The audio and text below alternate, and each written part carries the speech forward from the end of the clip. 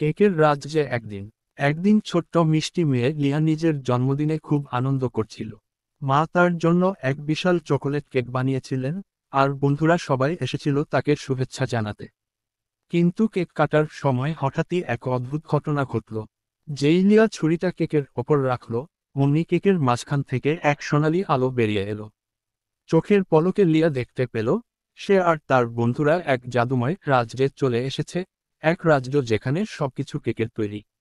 লিয়া চারপাশে তাকিয়ে দেখল, রাস্তা বিস্কুটের মতো মচমচে, ঘরবাড়ি ছিল নরম স্পঞ্জ কেকের মতো, নদীতে বয়ে চলছিল গলিত চকোলেট, আর আকাশ থেকে তুষারের বদলে ঝরছিল চিনি ও রং বেরঙের কনফেটি। একটু পর তারা দেখতে পেল এক ছোট্ট বেগুনি রঙের কেক পরি তাদের দিকে উড়ে আসছে। পরিটি হাসি মুখে বলল, স্বাগতম, লিয়া। তুমি কেক রাজ্যের অতিথি। এখানে সব মিষ্টি, কিন্তু আমাদের একটা সমস্যা হয়েছে। দুষ্টু চুইংগাম দৈত্য আমাদের কেকগুলো খেয়ে ফেলছে।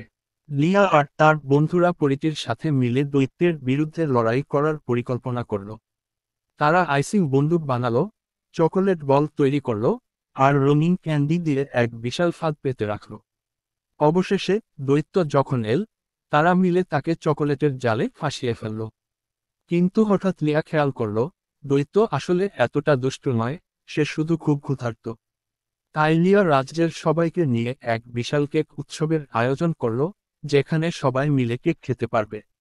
দৈত্য আনন্দে কেঁদে ফেলল এবং বলল, আমি আর কখনো কেক রাজ্যের ক্ষতি করব না।